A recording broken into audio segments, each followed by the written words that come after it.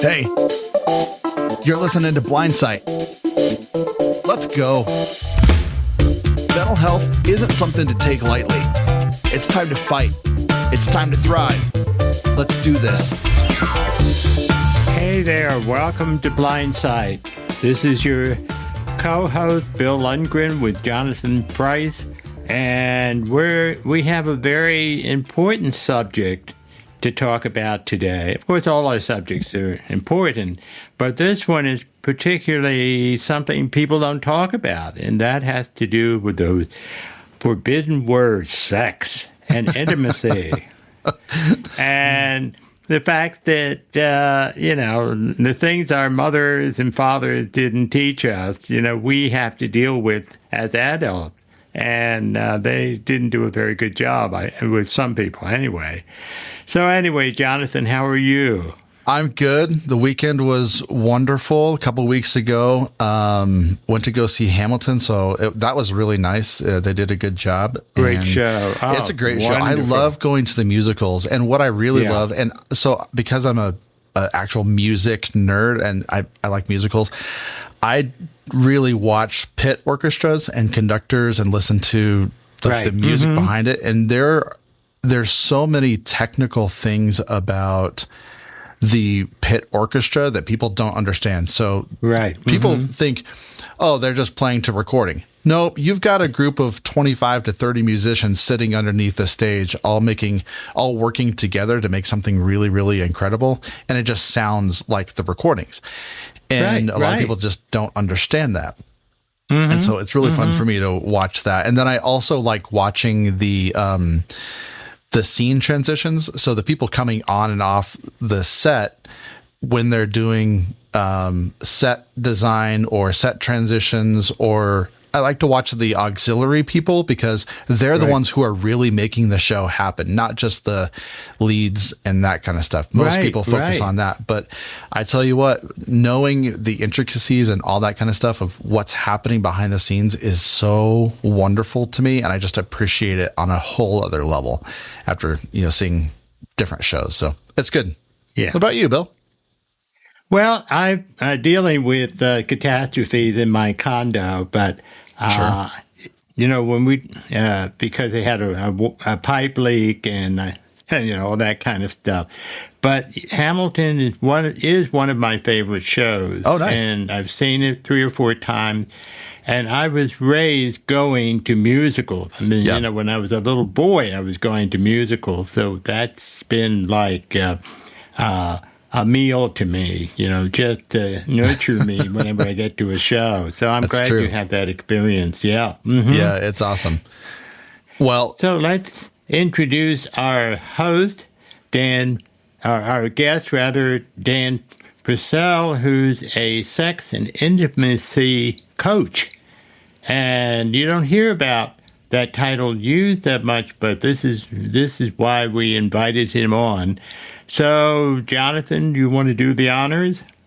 Well, yeah, I guess, Dan, I'm just going to start off with the first question. We were talking about musicals, and creating music in the bedroom is something that's very important to, I guess, everybody, or I would assume it's important to everybody. But tell us a little bit about your background and why you got into this industry, and we'll start there. Oh, my. Well, I think I'm the loaded question. Yeah, it is. I would never foresee myself doing what I do now. If you asked me like 10 years ago what I'd do. But I got into it because I wanted to solve problems in my own marriage. And once we started to solve these problems, I'm like, holy cow, how come no one told me these things before? Yeah. There's so much goodness on the other side. And I wanted to share that with everyone. So that's how I really got into this work. And I've been doing it for 7 years now, and I absolutely love it. That's fantastic. What are some of the basic misconceptions that you see when you're working with couples talking about sex and intimacy? I think a lot of it has to do with, first of all, sex is a very private thing. Mm-hmm. It's very, very personal. It's very core to who we are. Yeah. And it's not something that we talk about openly with others because of the private nature of it. And there's culturally, it's taboo. You don't go talking about openly, and there is an aspect of it that's, let's just be honest, weird. Yeah, there's a weird part about it's a very weird part of being human. So it's not. Sex isn't all cleaned up and proper and prim all the time. Right. So it's an aspect of us that we don't tend to advertise or hide. Right. Or so we hide it. I mean. Yeah. So because of that, I think a lot of couples struggle with having honest conversations about sex, or individuals even understanding or relating to their own sexuality in a healthy way. And I think you tend to go one of two directions in an unhealthy way. One is very indulgent. This is where you're more boundaryless, anything goes, and you just go for it. Or the opposite is where you squash it down, try to hide it, try to pretend it's not there. And not to enjoy it. And suppress it and not enjoy it. And it's either option I don't think is very healthy, because in order to thrive as a human, we need to have a healthy relationship with our own sexuality, just like you would have a healthy relationship with food or a healthy relationship with anything that can give you pleasure and goodness in your life. So that's, I think, because it's not talked about as much, we don't get enough education. That's one aspect of why I think individuals and couples struggle with it. And also the fact that, they're not being truly intimate with each other. What kind of a relationship is it? But we've never been told that intimacy and sex are part of building a relationship. Absolutely. I think a person can survive without it. Like, yeah. You're not going to die without it, right? You can survive without it. But if you want to thrive, I think it's an aspect that you absolutely need in your relationships. Absolutely. So because we're in the kind of the blind and disabled community, there's a lot of trauma and I want to say stigma around navigating this topic. When you have dealt with people, and trauma is kind of a universal language, whether you have a blindness or a disability, or you have, you're just an average Joe or average Betty just walking down the street. When you address these awkward topics, where do you start trying to heal some of that trauma?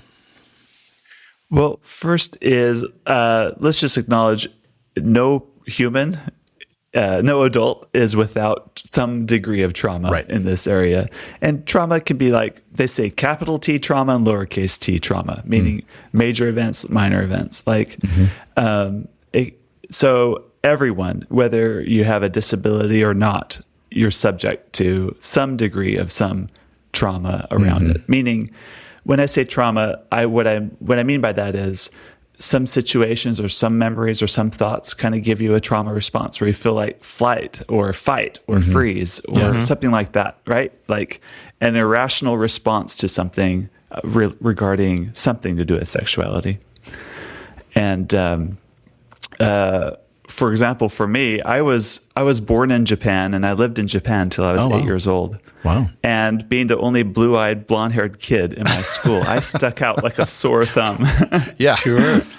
Right? And I'm in an elementary school or kindergarten, and kids are curious. So when I'd go use the bathroom, I'd close a stall. The boys would press their eyes up against the cracks of the stall because they want to peek. They want to see me because I'm so different, right? I don't blame them now looking back. Like, hey, we're curious, right? Yeah. We're very curious, right? But the boys are just boys. But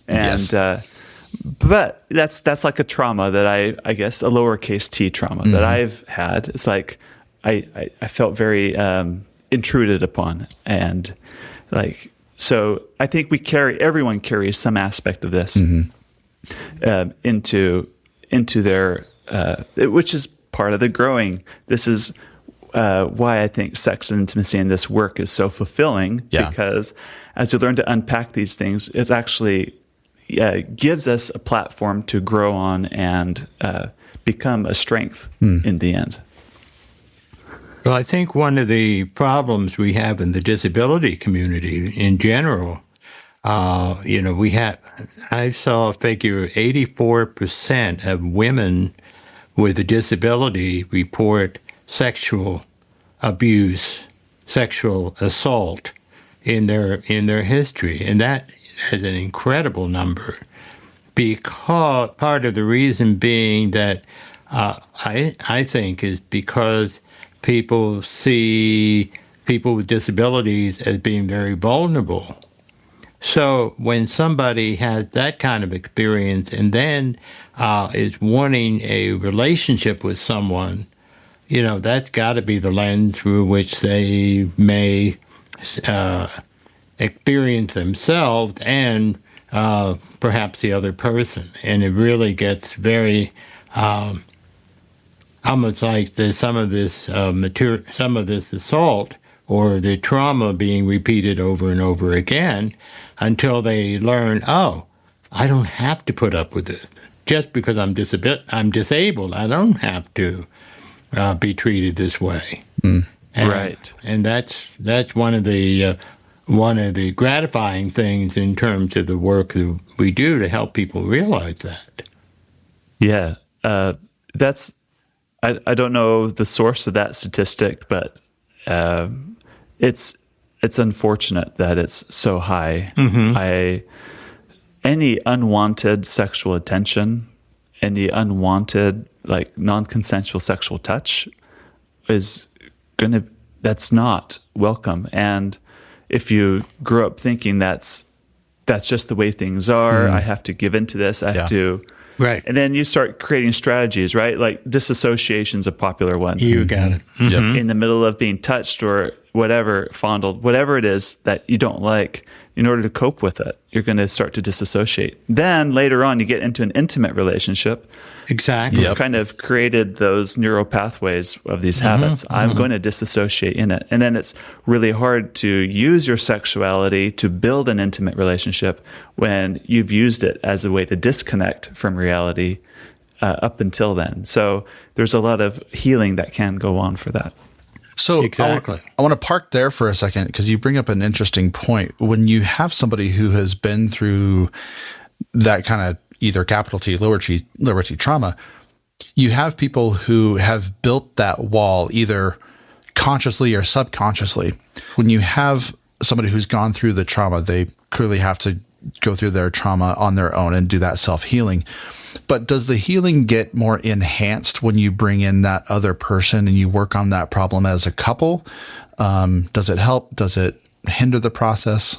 I would say it depends. And I know we hate those answers. Yeah.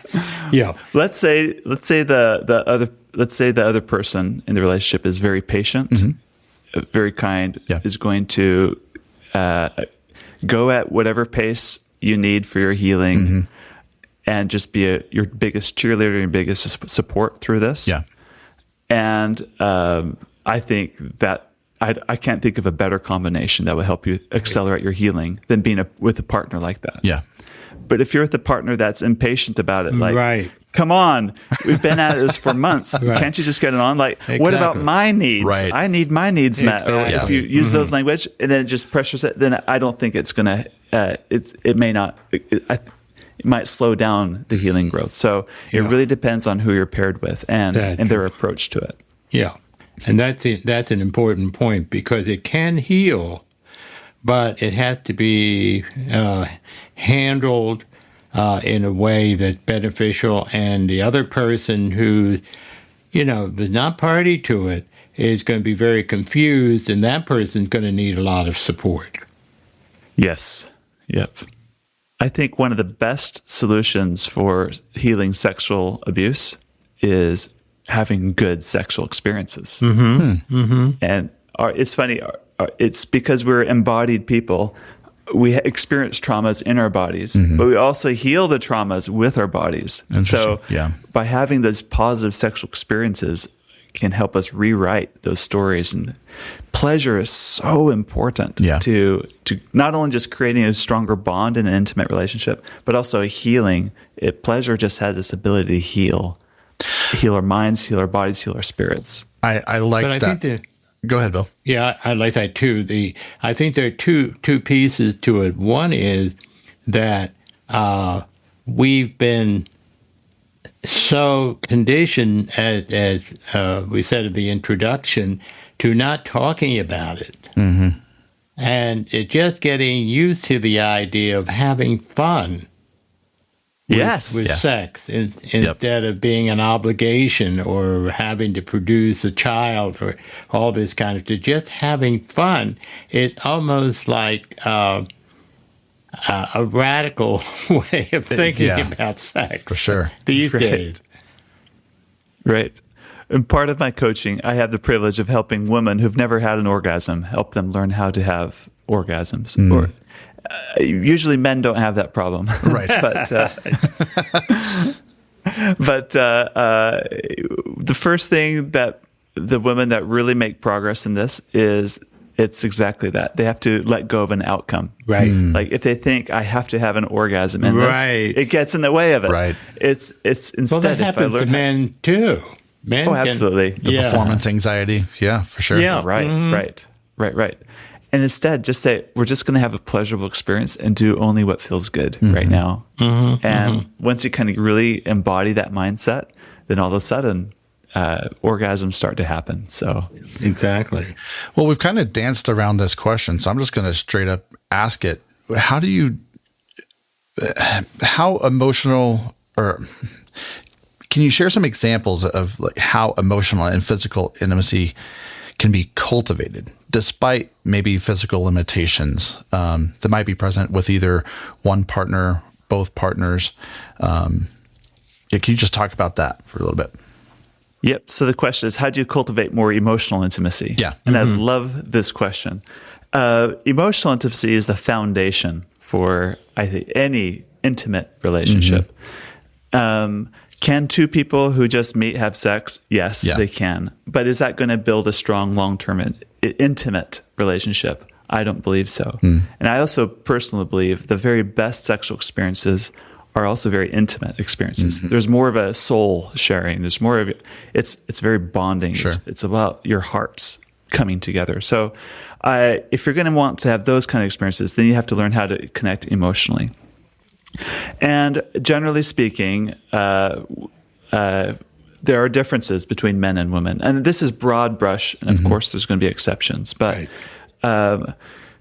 women need a stronger emotional connection first in order to feel they can open up physically. Yeah. And men generally want the physical connection first for them to feel safe to open up emotionally. So there's a little bit of a chicken and egg going on. And that, but I don't think it needs to be a problem. It's an opportunity for both people to grow and lean into each other. I think emotional intimacy begins by learning how to speak emotionally. And this is something couples don't really know how to do. Right. And but when I say speaking emotionally, like I can, at the end of the day, turn to my wife and tell her about my day, and I can say it in a way that's a lot about the facts and the figures and like the schedule and the day-to-day, what happened. But I can also tell her about my day from an emotional standpoint. I could tell her about a time today I felt angry or upset or embarrassed. I could tell her about a time I had some fear, or about some time I was elated or had joy. I just watched the movie Inside Out. I love that movie. I love that movie. Right? Yep. Did you watch the second one or the first one? Yeah, we watched the second one recently. Yes. If you think like those characters, you have fear, anger, disgust, whatever, joy, whatever. Just think about, just use those as your guideposts for a conversation with your spouse. Like, tell your spouse about a time you felt this emotion. And this is how you speak emotionally. And that's a skill you can cultivate. Now, when you're talking with your spouse, you're speaking in emotional language. And emotions are the number one human universal connector. Right. And I think that's why you like the musical Hamilton so much, just because of the emotion involved and the humanity. They're so human, right? They make these mistakes, yet they have honor to live up to. And and then there's pride involved. Like there's just all this human emotion, and that's why we connect so much with these characters. And the music is fantastic too. That's the language of emotional connection in a relationship. It's, can you undress emotionally And can you share things emotionally? There's a part of us that wants to guard some of our emotions. Like the other day, my wife and I we have a ritual about connecting emotionally. Nice. And not to make it so formal, but we push ourselves at the end of the day to speak about these things. And I told her of something I was embarrassed about, something I had done that she didn't know about, but I was embarrassed. I had said something to a friend that I was later on regretted that I said it that way. And that's hard for me to share because I don't have to tell her that. No. She has no knowledge of it. And but as I get the courage to open up, to share with her, then she gets a clearer picture of who I am. And that's intimate. Yeah. That's letting someone into my private space. And I think that's how you do it. Well, and it takes courage. Yeah. Even before we started this recording, I was confiding in Bill that, sometimes I go through life, and right now in this stage of life as a single dad, I tend to put on the Superman costume because, in a manner of speaking, I have to. There are some times that I just have to put on that costume and I just have to buckle down and get the things done that I need to get done. There are other times that taking off the cape feels so almost burdensome that I don't want to take it off because I'm just going to push and push and push. And oftentimes when you're doing that in relationship, and I see this more maybe with men, maybe, I don't know if you've seen this more with men, but we tend to carry that stuff because we think, oh, if I drop this stuff, if I put down all the bags of groceries, if I get off the white horse, if I look human for any sort of second, my wife is going to see no respect. She's not going to want me. She's not going to, all those misconceptions or those negative thoughts that we have in our mind. We're trained that way. We are. We're just built that way. We're naturally that I'm going to do everything, pull myself up by my bootstraps kind of people. That's just how we're designed and created. But what I've learned is it's not necessarily about the partner and being worried about getting off the horse that is the scary part for men, because we can get off the horse with other men that we're around and we'll josh and banter and poke fun at each other, but we know how that kind of works. We understand that language when it comes to other men. But I think for me, the fear of getting off the horse is, am I going to be kicked when I get off that horse by my spouse? Is she going to see me? Is she going to validate some of those feelings that I come off the horse? If I put down the cape, if I carry one bag of grocery in instead of, 18, it's like, it's just one of those things. And so for men specifically, because we're all dudes here, how do we navigate this emotional turmoil of getting out of superhero complex mode and being emotionally vulnerable to the people we need to be emotionally vulnerable with? I'm coaching a couple that's going through this right now. Nice. And that's the thing. You might get kicked by the horse, but can you handle the kick? Yeah. That's it. Yeah. Mm-hmm. That's the thing. Yeah. You might be shamed for only carrying one bag of groceries instead of 18. But can you handle that? Sure. I think that's where the rubber really meets the road is, can you handle being kicked? Yeah. Can you handle disappointment? Mm-hmm. So for this particular couple I'm coaching, for him, their marriage is revolved around to the point where if he gets a whiff that she's like the shop is closed that night, like it's not going to happen. Right. He likes to escape. He'll go watch TV or hang out with buddies or whatever instead. And it really bothers her because then she feels like he's not interested in the whole of her, only when she can put out for him. Right. So it's and then she's defiantly going to hold back even more. Right. Right. Natural. She's not going to. Totally. Right. Exactly. So then they enter into this cycle, and then it just goes on and on. And on. And for his role in this, now she has a role to they're both co-creating this dynamic. So that's important to see. She has a role to play in it. He has a role in it. But talking to him, the idea of him being emotionally vulnerable for her is scary because there's a chance that if he lets down his guard, takes off his mask, puts down the cape, that she's going to see him weak, or see him in some light that he doesn't want to be seen in. So it's easier for him to keep his distance rather than to become emotionally close in those. And he's got to work on pushing himself. Let me take it this way. We use the term "be vulnerable." Like Brene Brown made this term very popular in our current culture, right? Be vulnerable. I think the misconception there is actually we don't want to be vulnerable because the most vulnerable people tend to hide. Yeah. They're the ones that keep the armor on. They don't get off the horse. They keep the cape on because they are vulnerable. Yeah.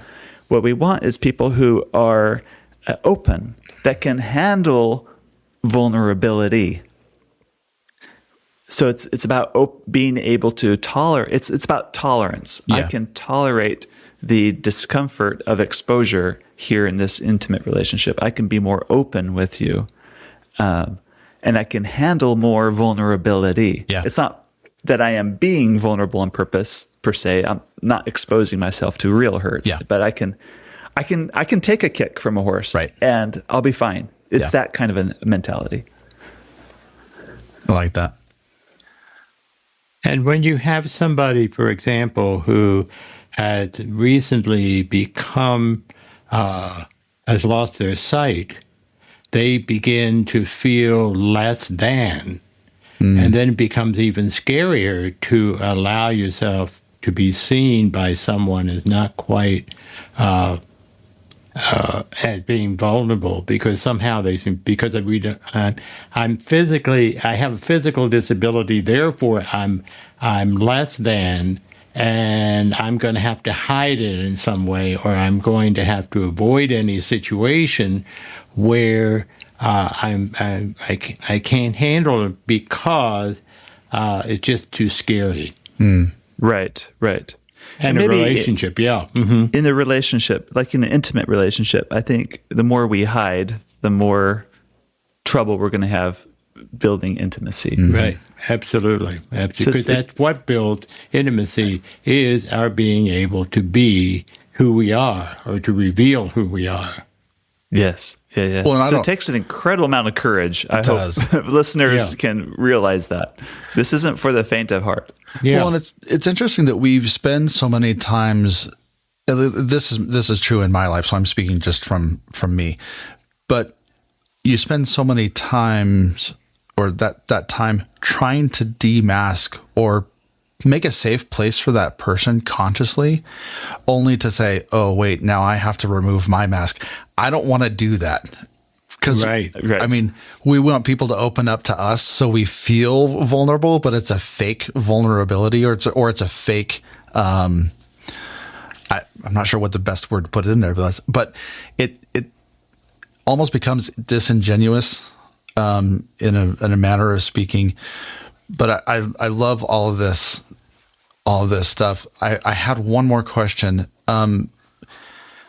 When you talk about the healthcare industry and you talk about the conversations that need to be had, what are you seeing, or how can we navigate these conversations with either our spouses, the people that we're with, our kids? How should the dialogue start? All right. So you can start by talking about your wishes, your dreams. You could start by talking about what is going well, what's not going well. I think a powerful question to ask yourself is, what are my current attitudes towards sex and intimacy, and how do I wish my attitudes were different?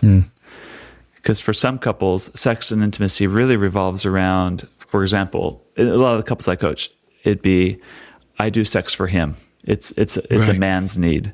Right. And when it's done in that way, I think it precludes the couple from really gaining the most they can out of their sexual relationship, because pleasure is just as much for her as it is for him. Sure. So that's like an example of an attitude. I really think we could be better here if my attitude changed around this, or if I thought of it that way instead. So that's like one example of a conversation you can have. You could talk about your favorite moments that you've shared together. You could talk about some of your peak experiences that you've had together. You could share your ideas, fantasies, things that you find would be really fun to try, fun to do. And if you can take a playful attitude about when it comes to sex, I think it makes it something both people are much more happy to participate in. Instead of something you have to do, or an obligation, or a need to fill, then that's not play. It's sex belongs in the realm of play, in my mind. Right. I wonder if a conversation can start too when we talk about our family attitude towards sex, and talking about it or not talking about it, more likely not talking about it. And what did we know? What did we notice about our family of origin around sex? Because then we can kind of compare notes and then go from there to say, well, this is what I've learned, or, boy, I didn't know people grew up in families like that. And sometimes that can break down some of the barriers.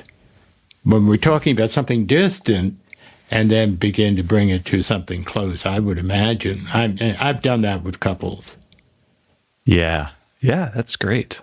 I like that. Well, this has been a really interesting conversation. Dan, how do people, if they have questions or they want to get to know you more, how do people get a hold of you and experience all that stuff? Great. My website is called getyourmarriageon.com. And on my website, you'll find information about my podcast. I have information about my programs. I also have some mobile apps for seeing people about ideas and how to improve intimacy. And I have games and things like that that are published inside the mobile apps as well. And those apps actually do work with screen readers. So they're like with the iOS, if you have an iPhone or Android, they are accessible in that manner. So they do work. They're awesome apps. I love them. And you might have a sense of humor as you hear Siri saying off some I know some different words. So I'm used to hearing some. Well, and it's fun because like with the games, you can program them to, you have these code words that you have for your spouse, and you can, if her name is Cupcake, you can say Cupcake, like different things. Fun. You can use your couple language, I think, as you have it in there. But that's right. It's such there are two wonderful apps, and you guys have actually partnered with the Dating Divas, and they've got a whole ton of stuff on there as well. So I mean, it's really, really good stuff. So if you want to build that intimacy, I highly recommend that. Great. Thank you very much. Absolutely. Yeah. Absolutely. Great. Well, Bill, what are some of your final thoughts? Well, one of my final thoughts is it's been great to have you on board. I would love to, we're working up a resource list at Aftersight for people who want more information, but also to keep in mind, boy, I'd love to call you again and see if we can have another program. Yeah. Because this is so important, and we just don't do it. We don't talk about it, and I think this has been just great for me. And for our audience, I want to remind them that we have a feedback line. It's written email feedback at aftersight.org, or telephone feedback. Our feedback line is 720-712-8856. And you can give us feedback and ideas for programs and so forth. I hope that people have been listening and thinking about what Dan has shared with us, and it will hopefully make a difference. Very good. What are your last thoughts? Well, I don't have a whole lot. I've kind of spoken my mind. I am interested, Dan, though. If there was one thing you wanted to leave our audience with, what would that be? That'd be just in this last half hour or so, we've only just scratched the surface. Oh, yeah, this is for just sure. very, very, very surface level. There's so much more depth in what we could do. So I would encourage you to take your own sexual questions seriously. Maybe write them down or think about them, and take the courageous step to getting your questions answered. Make today, I believe today is the most important day of your life, because today is the day you can actually do something about things. Yeah, for sure. And why not have a greater fullness of pleasure and joy in intimate relationships in our life? Yeah. And we do that by just finding answers to our own questions. So push yourself a little bit. Just find one more answer to a question that you've always thought about, and then do it. Absolutely. Love that. I'm so thankful, Dan, to know you, and I've been listening to your show for a long time, following you guys, and you've been a blessing in my life. So I appreciate all the work that you guys have done. Bill, good talk, man. Yeah, it really was very good to get to know you, Dan, today, and certainly will be looking at the materials that you're making available. Thanks a lot. Thank you.